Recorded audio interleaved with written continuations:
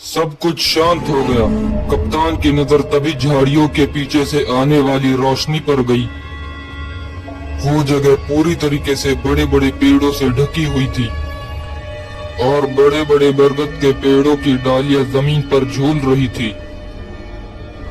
कप्तान ने गन अपने फिर से जेब में रख ली और जूते के ठीक नीचे जो उसने चाकू छुपाया था उसे बाहर निकालकर हाथ में पकड़ लिया और उस चाकू से जो जमीन पर रेंग रही थी बड़े बरगद के पेड़ की डालियां उन्हें काटते हुए कप्तान धीरे धीरे आगे बढ़ने लगा।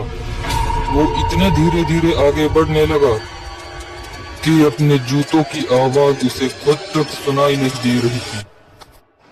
तभी उसकी नजर कुछ दूरी पर गई। वहां पर जो ग्रुप में से एक लड़की गायब थी ना, वो लड़की एक गड्ढे में गिरी हुई थी।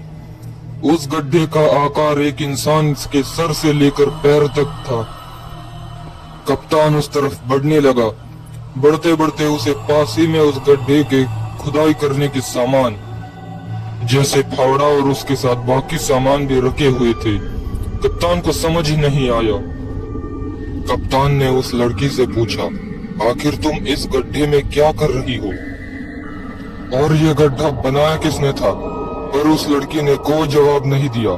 वो वैसे ही उस गड्ढे के अंदर खड़ी रही। कप्तान अब गड्ढे के पास पहुंचा। कप्तान की नजर गड्ढे के अंदर उस लड़की के पास गई।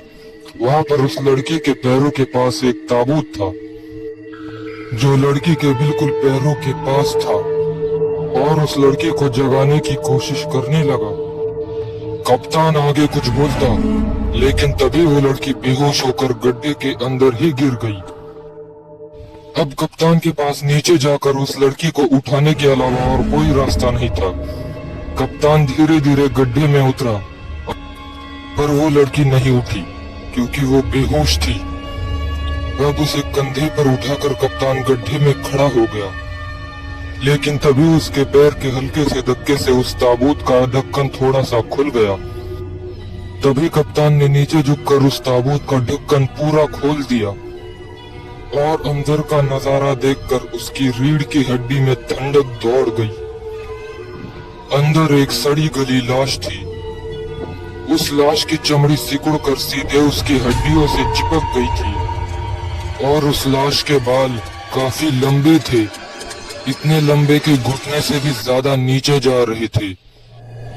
पर उस लाश की आंखें, पूरी लाश गल जाने के बावजूद भी उसकी आंखें सही सलामत और खुली हुई थी और ऐसा लग रहा था कि उन आंखों में अभी भी थोड़ी जान बाकी है। कप्तान ने तभी थोड़ा नीचे झुककर देखा। तभी उसने देखा कि उसके आंखों के पास एक अजीब सा निशान बना हुआ था, जैसे उसकी आंखों को कसकर पट्टियों से बांध दिया गया था।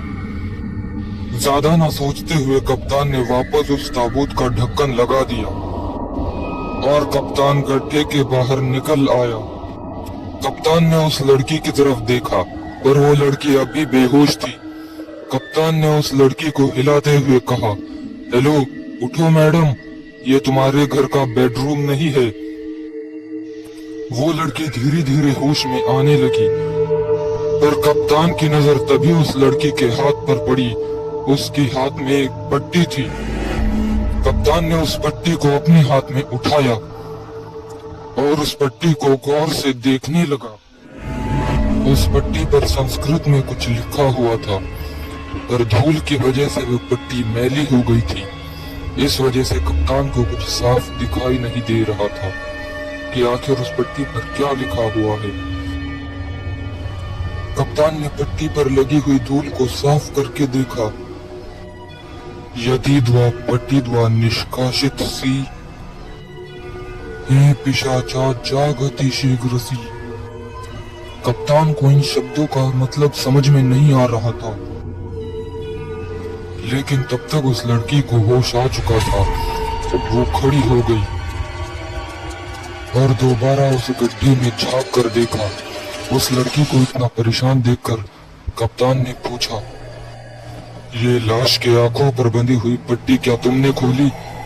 लड़की ने कहा, नहीं, ये तो पहले से ही खुली हुई थी। कैप्टन ने कहा, लगता है हमसे भी पहले यहाँ पर कोई आया है और शायद उसने साक्षात शैतान को जगा दिया है। कैप्टन ने डरते हुए कहा, अब यहाँ रुकना खतरे से खाली नहीं है। अब यहाँ जो कोई भी चीज है वो यहाँ पर सभी लोगों को मार डालेगी। कप्तान के ऐसे शब्दों को सुनकर वो लड़की थर थर कांपने लगी और जमीन पर बैठ गई और रोते हुए बोली, सब खत्म हो गया, अब वो हम में से किसी को भी जिंदा नहीं छोड़ेगी। कैप्टन ने उस लड़की से पूछा, ये बात तुम्हें कैसे पता? आखिर क्या जानती हो तुम इस जगह के बारे में? वो लड़की कहती है, ये सब मेरी ही गलती है। मैंने एक किताब में पढ़ा था इस आइलैंड के बारे में। कप्तान उसकी ये बात सुनकर सुन्न रह गया। कप्तान ने उस लड़की की तरफ देखकर गुस्से में कहा, मतलब हम यहाँ आए नहीं, तुम हमें यहाँ पर जानबूझकर लेकर आई हो। कप्तान की ये बात सुनकर उस लड़की ने कहा, मैंने और मेरे बॉयफ्रेंड ने मिलकर ये प्लान किया था।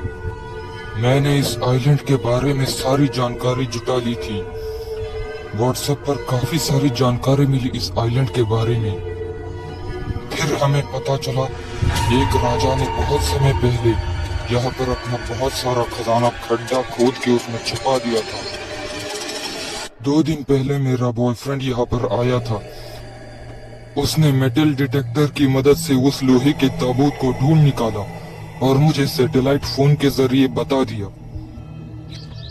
तब हम सब शिप पर थे। मैंने सबके खाने में बेहोशी की दवा मिला दी ताकि सब लोग बेहोश हो जाए और तब मैं शिप को इस आइलैंड के करीब ले आई।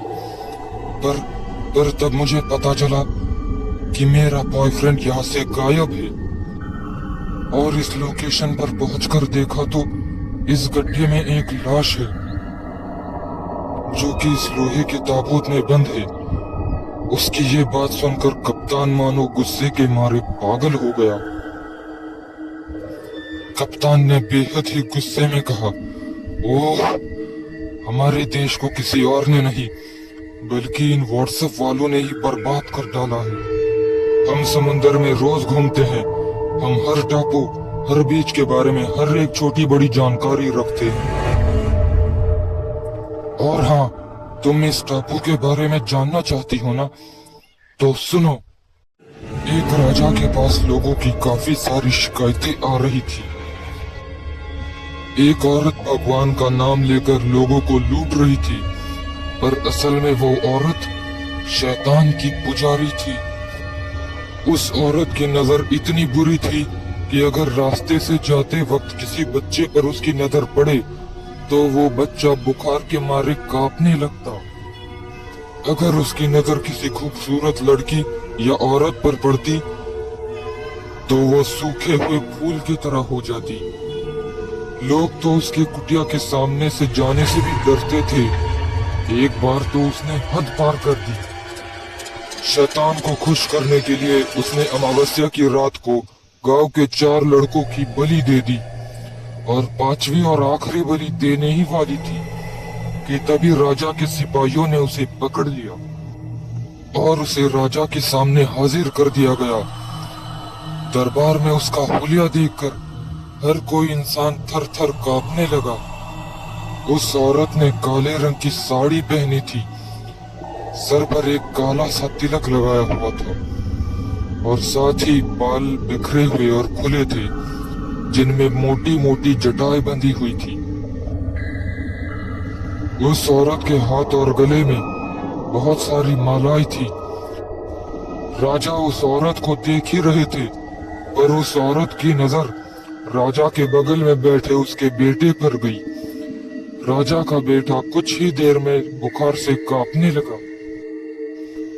तभी राजा ने उस औरत से कहा, तुमने मासूम बच्चों की हत्या की है, तुम्हें इसका दंड अवश्य मिलेगा।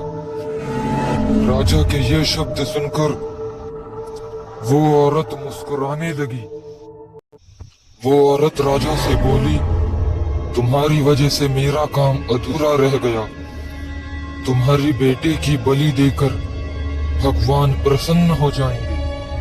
ये कहकर वो औरत जोर जोर से हंसने उस शांत दरबार में उस औरत की आवाज गूंजने लगी।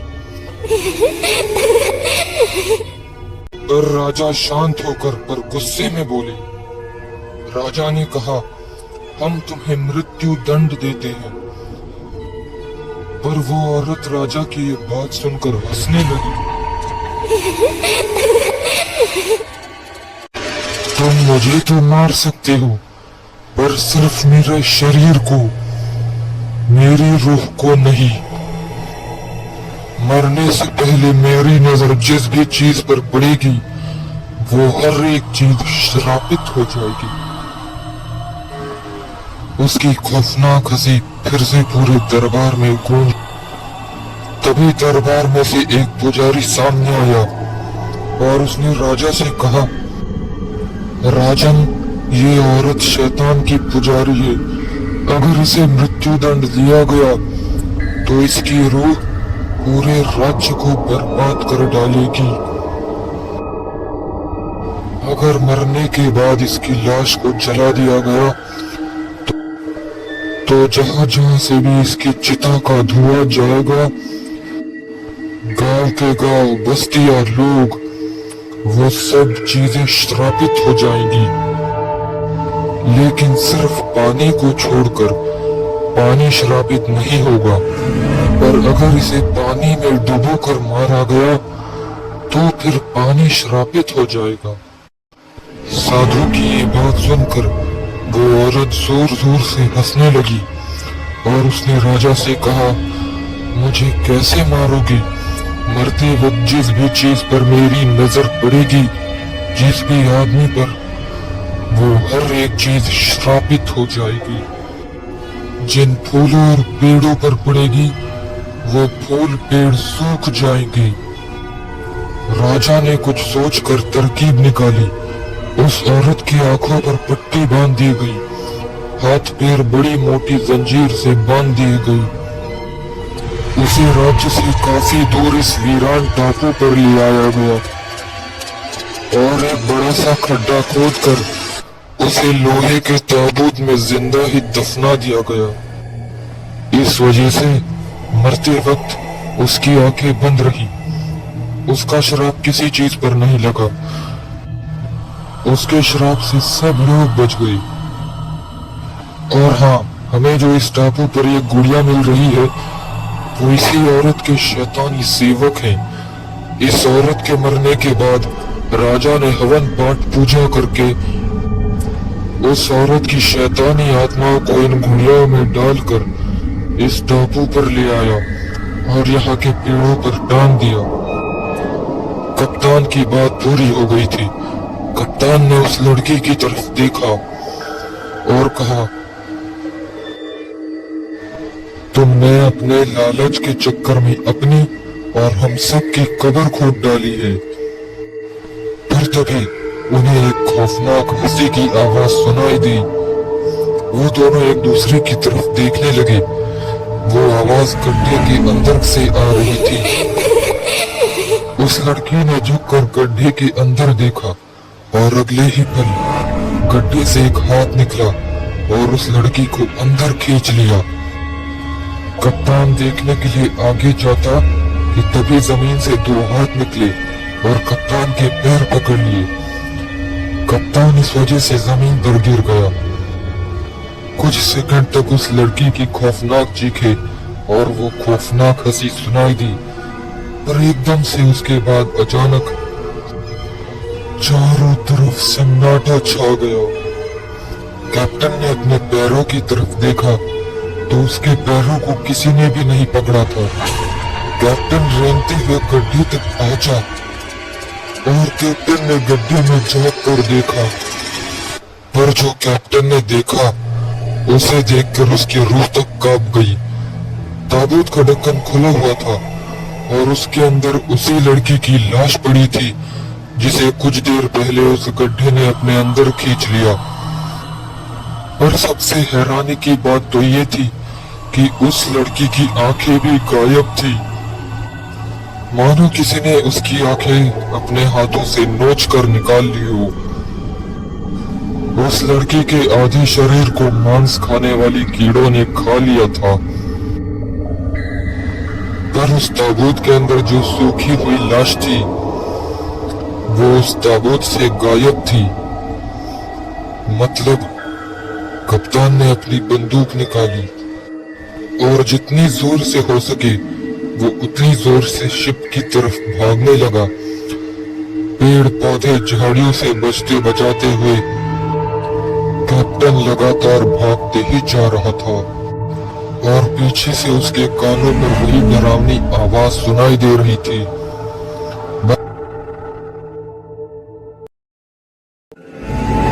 भागते भागते उसकी नजर एक कंकाल पर पड़ी, जिस कंकाल पर अभी भी मांस खाने वाले कीड़े रेंग रहे थे और लगभग उसे पूरा खा ही लिया था।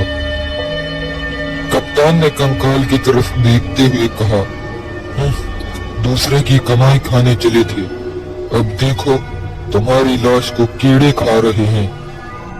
उसे उन कंकालों के पास एक सैटेलाइट फोन पड़ा हुआ दिखा। उसने फोन उठाया और फिर से शिप की तरफ दौड़ लगा दी, बिना आगे पीछे कुछ भी देखे हुए। कुछ ही दूरी पर शिप दिखाई दे रहा था और उसके कानों में फिर से वही वो डरावनी आवाज सुनाई देने लगी।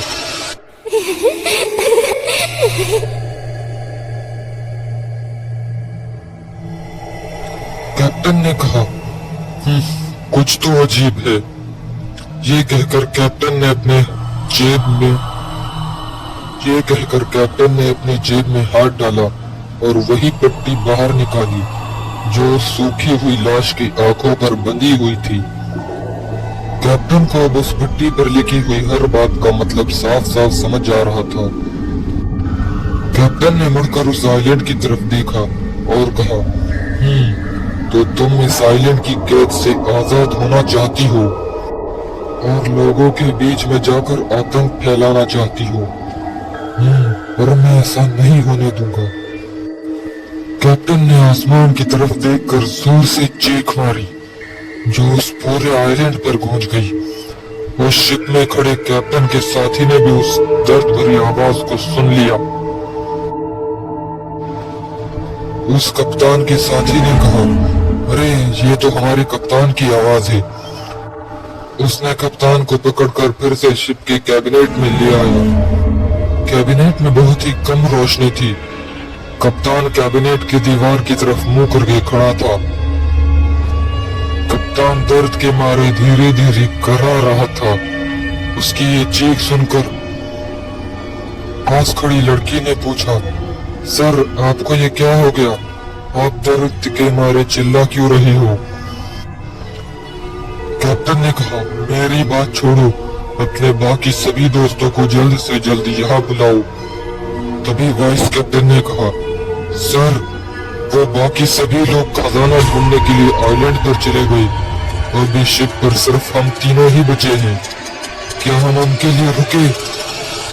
कैप्टन ने वाइस कैप्टन से कहा, कोई रुकने की जरूरत नहीं है, बाकी सभी लोग मारे जा चुके हैं। इतना कहकर कैप्टन वाइस कैप्टन की तरफ मुड़ा। कैप्टन ने भी अपने आंखों पर वही पट्टी बांधी थी जो कि राजा ने उस औरत के आंखों पर बांधी थी, लेकिन वो पट्टी खून से लथपथ थी। उस पट्टी के नीचे से खून आ रहा था। वाइस कैप्टन ने घबराते हुए कांपती हुई आवाज में पूछा, सर आपकी आंखों को क्या हुआ? तब कप्तान को सब याद आने लगा। बुरे दरबार में उस औरत की वो बात, मुझे कैसे मार सकोगे? मरते वक्त मेरी नजर जिस भी इंसान पर पड़ेगी वो इंसान श्रापित हो जाएगा।